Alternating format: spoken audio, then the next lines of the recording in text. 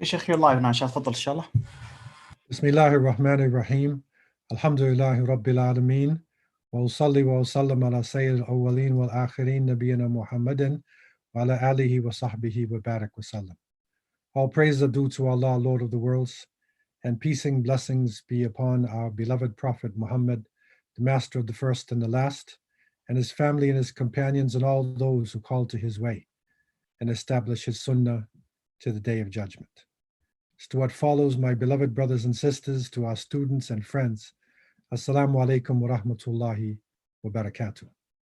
Alhamdulillah, we thank Allah for another opportunity to reflect upon the crises that we are living in today and some practical guidelines for solutions to come out of these great challenges.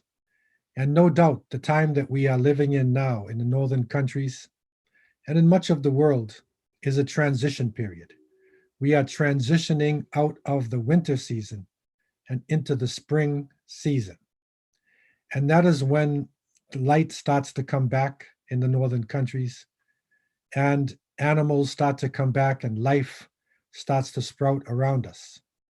But we are on lockdown, and this is a great challenge to us. So there are a lot of uncertainties as to where we should be going, and we need to have certain principles. We need to have certain issues clearer in our minds so that we can meet these challenges in an Islamic way. For amongst the challenges that we had spoken about, and this especially is impacting the younger generation, and that is a new threat that has popped up over the past 20 years or so, and that is the rise again of atheism. And atheism, godlessness, the concepts that God has nothing to do with our life or he doesn't exist at all. And this is spreading with the skepticism of people living in secular humanist societies and with the technologies that we are living in. People are more depending upon the technologies than depending upon the Creator. Along with that, we have a tremendous loss of traditional values. And with the widespread use of the technologies, the cyberspace, the cell phones, the internet, there's a new type of consciousness, a type of blanket that is coming over the minds of the human race, and especially the younger generation. And it's always shocking to me in different places that I would go to when the vehicle stops at a red light or as you're driving along and you look and you see people standing there and they're usually looking down into their cell phones. And this is just not in Canada or the US, but it's all over the place. What's happening to people? What are they looking at inside of that small box that is blocking their ability to see what is around them? Because what is coming out of that box to a great extent is something which is created by people.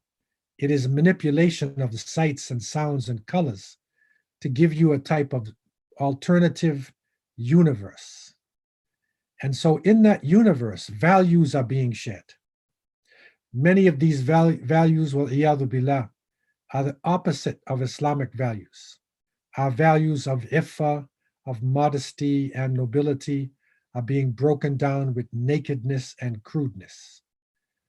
Our values concerning saying the best words, thinking the best, are being broken down by a type of culture that praises people who swear and people who steal, and they're not trustworthy, but yet they appear to be the heroes.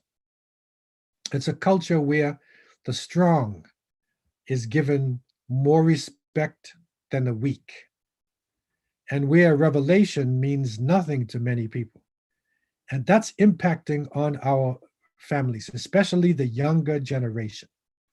And I can't stress this enough about the younger generation, that with the whole year having gone by with the COVID-19 and the lockdown, many of our youth have not made Jummah for a whole year.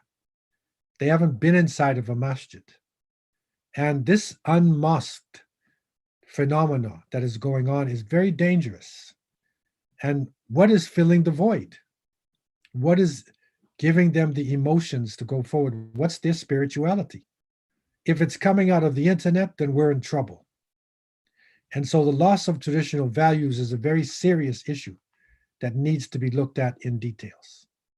Along with this, there is a rise again of illegal substance abuse, that drugs are coming in different forms and are being made permissible by the societies and widespread, and Muslims are turning a blind eye to the use of drugs and alcohol amongst the younger generation. And that leads to so much, because khamar, this is, the mother al-khaba'ith, as our traditions have told us, that intoxicants, that's the mother of all evil and wicked things. Next is the issues coming out of the illegal substance abuse and the lack of Islamic values. There's mental issues happening now. And mental health is a big issue. And I stress these points over and over again because we need to be constantly dealing with them and trying to provide solutions.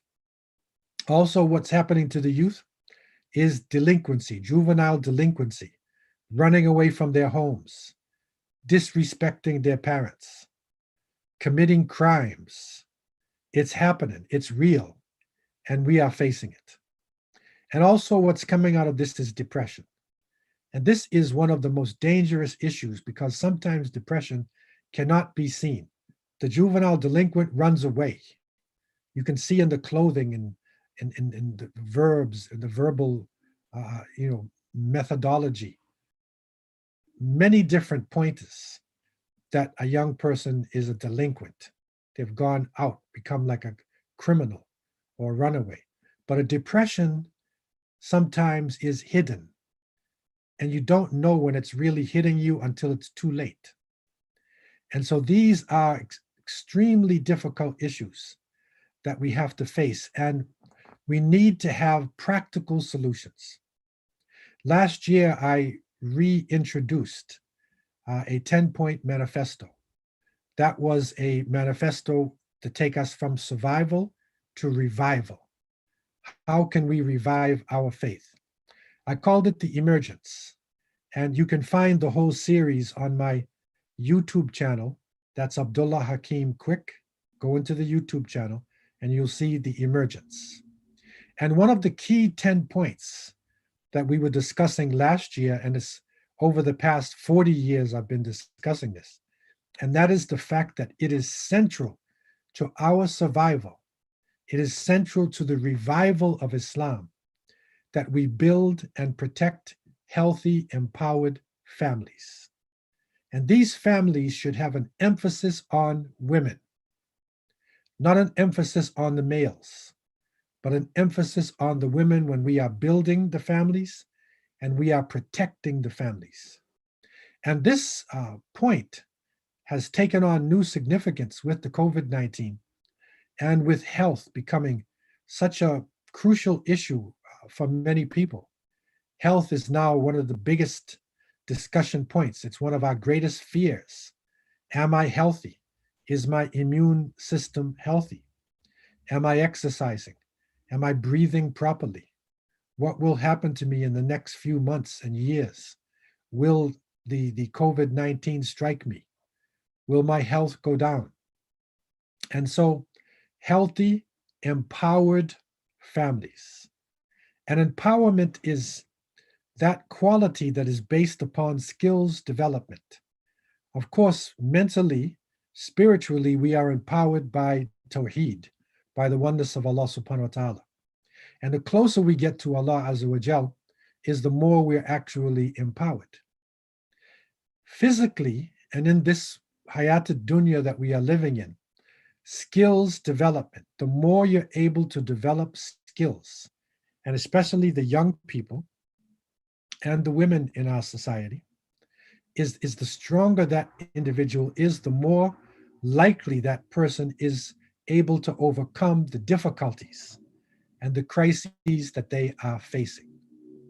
And since we are in a time, internationally, a few days ago, they called it International Day of Women, I wanted to look at this issue because that the healthy, empowered families, with the emphasis on women, this is a crucial point in the emergence, in coming back out of this pandemic, coming back out of lockdown, the Ummah reviving itself. It is a crucial point because the families are the building blocks of the whole society. And one of the foundations of the family is the mother. It is the women. And so we need to be very straightforward and open with this issue. And in looking at the issue of women and the crises that we are facing, I go back years ago when I was young and traveling into the Muslim world and innocent and trying to find out what was going on. And I realized that although on paper we have a powerful nation, we have beautiful masjids and Islamic culture and beautiful foods and clothing. And I used to so much enjoy to take on Islamic cultures and to see how Islam has impacted societies throughout the planet. But what I noticed in many of the countries is that the people were spending more time around graves. They were spending more time around praying to saints and praying to people who had passed on than they were praying to Allah subhanahu wa ta'ala. And I never forget being in one of the Muslim countries, I won't say which one it is, and I'm traveling through this major city and in the bazaar, and as I go through the marketplace, there was a lot of red flowers, and it was like a Hindu bazaar, although the majority, it was a majority Muslim country. And I'm going through and I turned and went into a famous masjid and found right as you come in the entrance, there is a place where there is a grave of a saint. And people were praying to the grave, rubbing it, touching it, giving it money. Not only Muslims, there were Hindus there as well and other people as well. And then the adhan went off. And when the adhan went off and the masjid had a huge courtyard, most of the people, including the Muslims, stayed by the grave. And myself and a few individuals went across the courtyard to the masjid area, or the front of the masjid area, and made Salat al-Asr. The majority was still worshiping the saint. And so polytheism, shirk, al-ishraq billah, this is one of the most debilitating, dangerous qualities that has impacted our communities. And sometimes it's very hidden because it'll come through culture. Sometimes it's just the practices taken on from traditional religions from ancient times. Also, I found a lot of oppression. Although we have a great sunnah based upon justice, based upon taking care of the poor and the needy, still in many Muslim countries, and it's not necessarily foreigners bombing the country, there's a lot of oppression of the weak and killing of the innocent. And as long as the killing of the innocent goes on, we cannot expect to have the help of Allah subhanahu wa ta'ala. Then I also find that a quality that had come into people's lives was a type of two-facedness, a type of hypocrisy where they would show you one face and on the inside have other feelings, and bribery. When they want to get something done, they take some money and they bribe, and bribery becomes a type of alternative economic system where some people look at the bribes like a waiter looks at tips.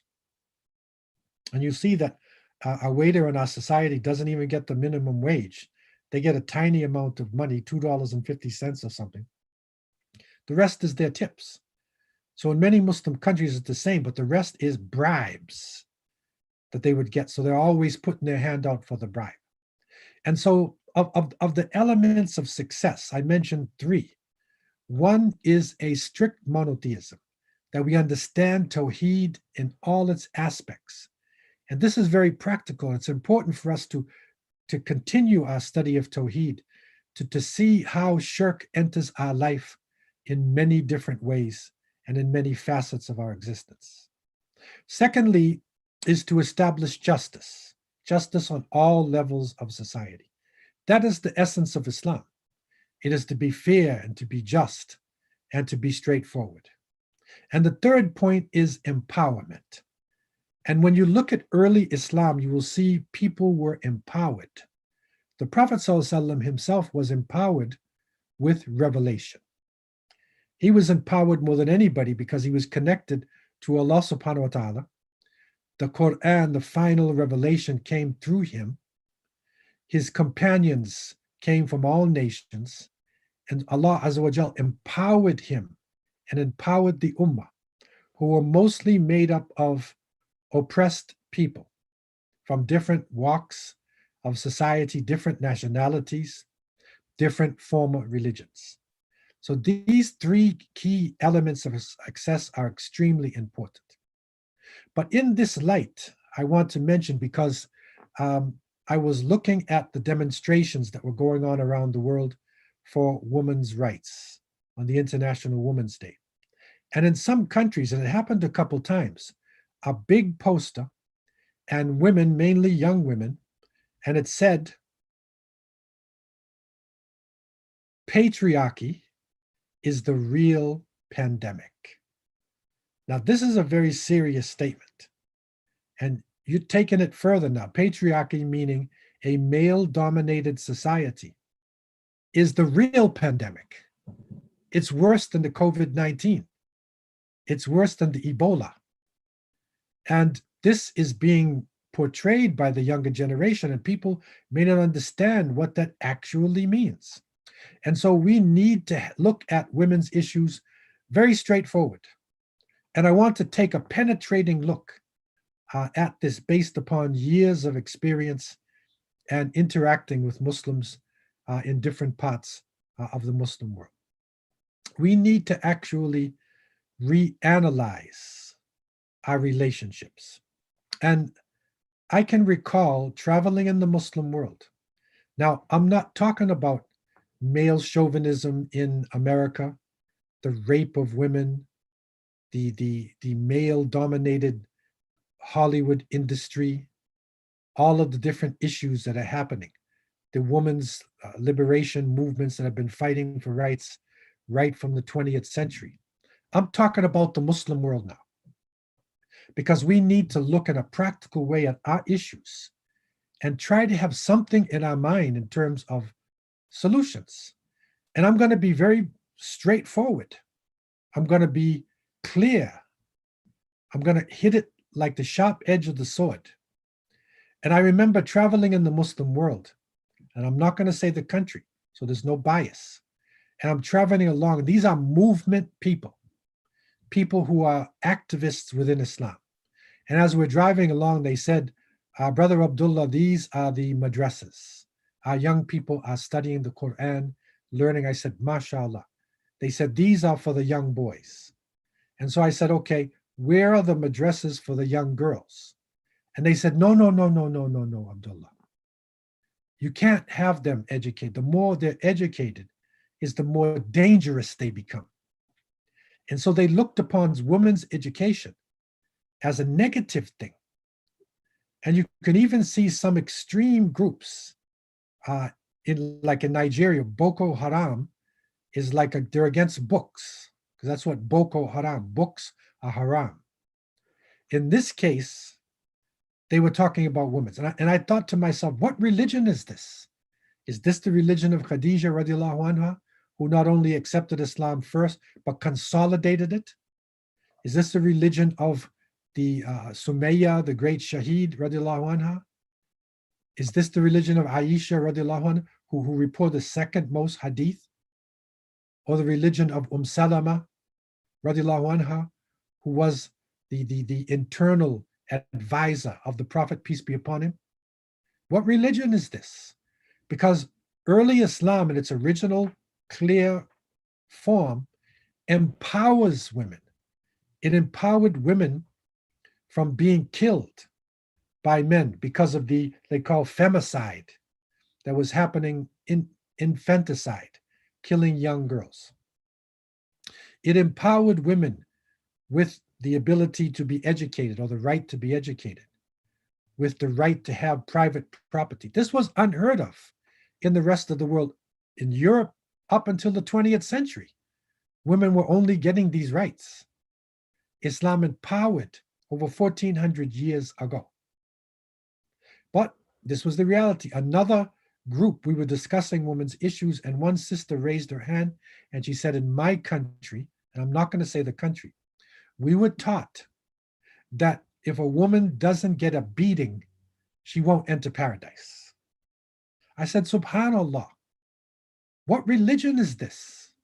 Islam empowers and protects women, but yet they had twisted it around that the entrance of paradise is based upon her getting a beating from her husband. What religion is this? And when we look at our situation, we need to analyze this and really sit with this. But just to give you an overview of this analysis, when you look at the Muslim world, you will see that in the 20th century, to give an example of how things change, there was political oppression.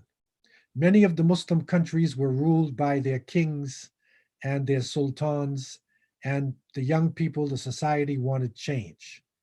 What was happening in Europe was a socialist change. The socialists who wanted to share the wealth were fighting against the capitalists and the hierarchy and the royalty. And so the Muslims said, okay, let's be Muslim socialists, Islamic socialism. And so it spread in the Muslim world. But the problem was socialism has baggage. Socialism brings in atheism. It brings in the lack of respect for revelation. It is a dry, cold society. In many of these socialist countries, once they destroyed the king and kicked him out, they were more oppressive than the king. I even went to places where they were praying for the king to return because of what the socialist committees were doing to them. So from the 60s on, 50s, 60s, when democracy was coming in, democracy in the sense of elections, when that came in, whenever the people had a choice and there was a Muslim party, the Muslim party would win the election.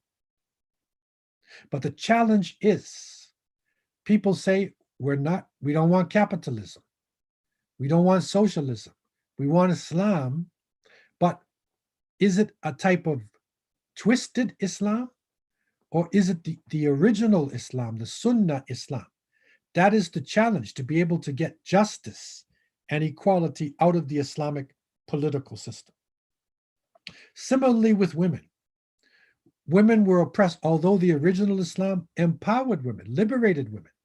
But somehow, and I analyze it as a historian, in the colonial period when our countries were conquered by the European colonial powers, the king was killed, the leadership was destroyed, and men were disempowered, they were weakened. They had no authority. And it appears that many men took it out on their women, because the only place they had left to be sultan or the ruler was in their house. And when they started to get power, this twisted type of mentality affected even the movements that they had when they were coming back from out of this oppression. And so the women then, looking for rights in the 20th century, saw that European American women had these suffrage movements, and they were struggling against oppression, for voting, for property rights, the things that Muslim women need. So he said, why don't we become Muslim feminists? Let's take on this movement. And they did it. And it's still existing in our Ummah today. But they found out that the feminist movement has got baggage. It's got godlessness. And in many cases, in the extreme cases, it breaks up the family. It doesn't bring us together as families.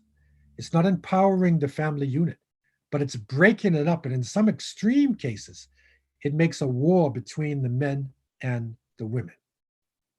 And so whenever suddenly in the 60s, 70s, especially 80s, hijab is coming back all over the Muslim world when women had taken it off. And the hijab is still a symbol of Islam, although it's not supposed to be a symbol of Islam. It is merely following the laws of Allah Azza wa Jalla and having modesty, to the point where the Swiss in Switzerland, they're banning, the veil supposedly for liberation. What it really is, it's a symbol of Islam. They're afraid of Islam reaching their society. And so the challenge is to get the rights of women from within our own texts, within our teachings, and not to go out to the different man-made isms and schisms to try to get us out of this. And this is not an easy task. And again, that sign that the women were bringing, that patriarchy is the real pandemic. So that means patriarchy is a big word, but it basically means any society that where the bottom line, the power is with men. And it may even be a strong woman's society, but if family lineage is based upon the male's bloodline, then that's patriarchy. And so it can be stretched out. And what that's going to do, if you break down patriarchy in a general sense, not the oppression of patriarchy, but patriarchy in a general sense, you're also breaking down the Islamic system, because the man is supposed to be the leader of the house. You're breaking it down. What we need to do is to reanalyze male-female relationships. And one very important concept that we need to maybe study more together as we go along is the concept of hierarchy versus interdependence. And what that means is, for many people, our leadership is up-down, leader, follower, boss, worker, father, rest of the family. It's a hierarchy. It's structured up and down. Interdependence is like a circle.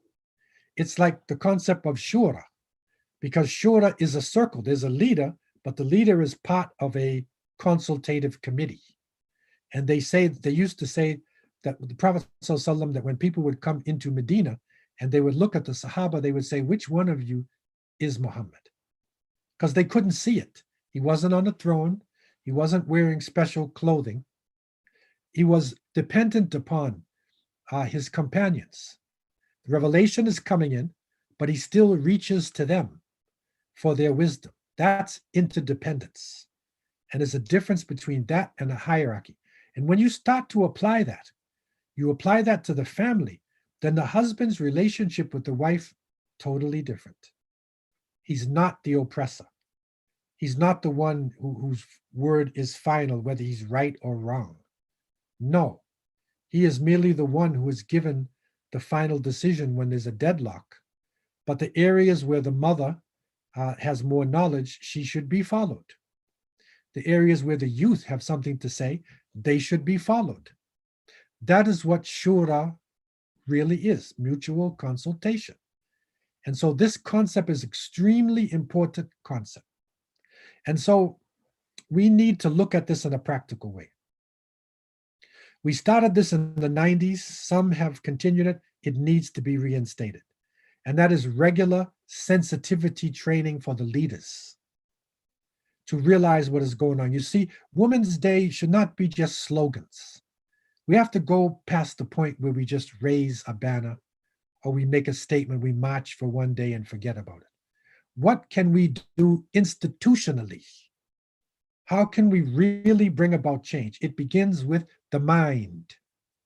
So sensitivity training, understanding the importance of the relationships. The Prophet ﷺ never lifted his head. He never struck any woman in his household. How did he deal with the women, his wives, and with children? It's important for us to sensitize our leaders. Also, and this is really the bottom line to a certain extent, and that is that there needs to be pressure that is applied by women themselves. And I say this with all respects to our community. But if you leave it to the males, if you leave it to brothers, they will stay in their position of total domination. And one of the great abolitionists, these are people who fought against white supremacy and slavery. One of them, whose name was Frederick Douglass, who we believe came from a Muslim family, he actually said on one occasion, the limits of oppressors are prescribed by those whom they oppress. In other words, if somebody's oppressing you, they're harming you, they can only go as far as you let them go. So similarly, women have to start demanding their Islamic rights. We stay within our Islam, but demanding in the society itself, demanding in the masjids, demanding in our community. And this is extremely important. And there was the case of Sheikh Uthman Danfodio, rahimahullah, the great African Muslim mujaddid that we were studying in Black History Month. And one of the great things that he did in 18th century West Africa is that he said that education is compulsory on all people, male and female. He put it to his society. When they refused to educate women, he said to the women, disobey your husband and come out to the study circles that we have developed after Asa. That's a heavy statement. And the ulama came to him and said, how can you possibly say something like this? The man is to be followed, right or wrong. And he told them what the Prophet ﷺ had said, La ta'a lil makhluq fi ma'siyat al-khaliq. There is no obedience to the creation when the creation disobeys Allah. This is serious. And so within the limits of Islam, he told them, you need to come out. So there needs to be pushback. And women have to push back for their rights. That is the reality of this world. But as institutions, as a community, we can at least set up institutions to protect and empower the women of Islam. And we set up back in the 90s what we called Islamic Social Services and Resources Association. This was the first bona fide government-recognized Islamic social service. It came out of the Jami Mosque, which at that time was the largest mosque in the GTA. And it came out of the fact that most of the problems were social problems. And so we formed this institution outside of the masjid, so it wouldn't get caught up in masjid politics, a safe place for women and for youth to come and talk and tell their story. We set it up, and that still is needed. There's a few social services there. ISRA is still there. It's struggling. There's a few social services around, but it's not given the importance. I mean, we just touched the tip of an iceberg. And this iceberg is showing itself more and more. So the problems we are facing, if you were to list them and look at our community, you're going to find that the majority are actually social issues. Islamic legal services, because many of our problems are being solved through a secular outlook, which in many cases does not take in the Islamic sensitivities. I'm not talking about having a law outside of the law, but I'm saying we have the right to have a sensitivity when we're dealing within the law in this society itself.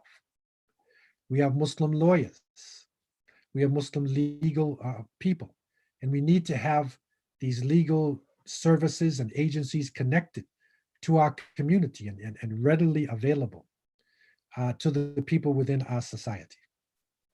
Also, the service providers, those who are given, who are helping our community, whatever it is, whether it's medical, whether it's social work, whether it's psychiatry, even teachers to a great extent, need Islamic orientation to understand our morals, our sensitivities, our society, and especially the issues of women.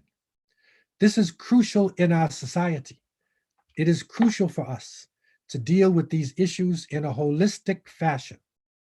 Remember, not up, down, not black and white. It's a circle. Islam is a circle that never ends. There is an Amir, but the Amir is part of a mutual consultative committee.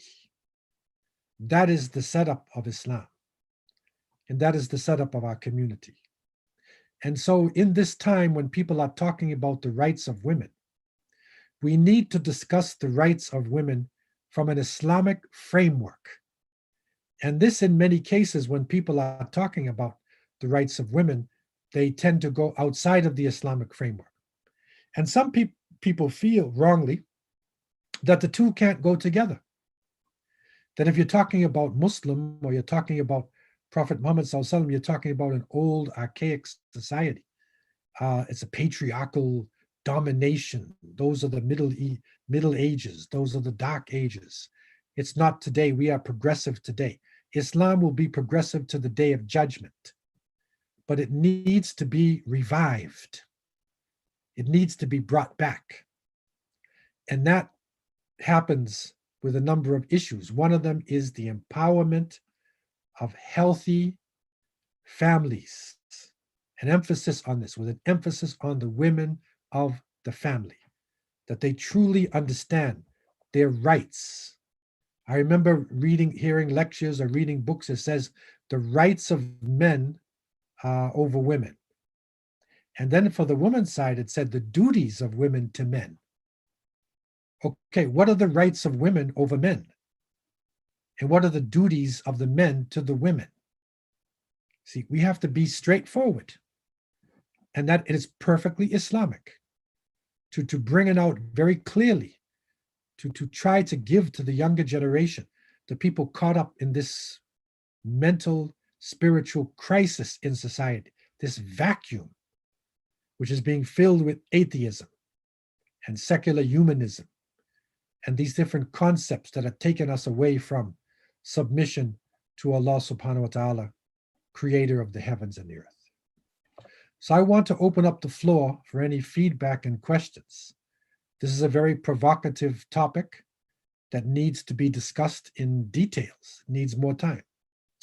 And I want to see if there's any feedback, any questions that anybody has. You can put them into the question section.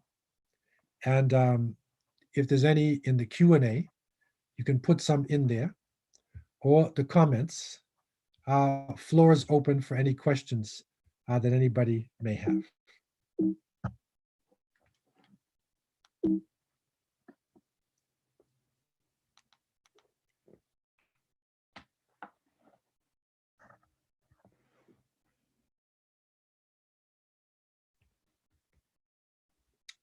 So this issue now is very important. And a discussion like this should be filled with people. There should be 1,000 people online. This is how serious this discussion is. And inshallah, we will. So there's a question about the name of the scholar you mentioned. Yeah, the name of the scholar I mentioned is Sheikh Uthman Danfodio. He was a great West African scholar. And if you go to my Facebook page, Sheikh Abdullah Hakim Quick, public figure, you'll see discussions. I just finished a course, and that course will be available at my website, which is hakimquick.com. So if you go there, you will see African Sunrise. So these courses will be available for you. You can go there and see it. And you'll see discussions happening also in the YouTube channel. His name was Uthman Danfodio. Maybe not so well known to people who don't come from North Africa and West Africa, and parts of the Americas. But a great scholar, considered by many to be a mujaddid, to be one who revived the faith, a renewer of the faith. And amazing things that he did in terms of struggling for the rights of women. 18th century, 1700s, right? He was making these moves in a perfectly Islamic way. He was a scholar of Maliki fiqh, and he struggled for the rights of women. The floor is open again if there are any other questions or comments that anybody has concerning this.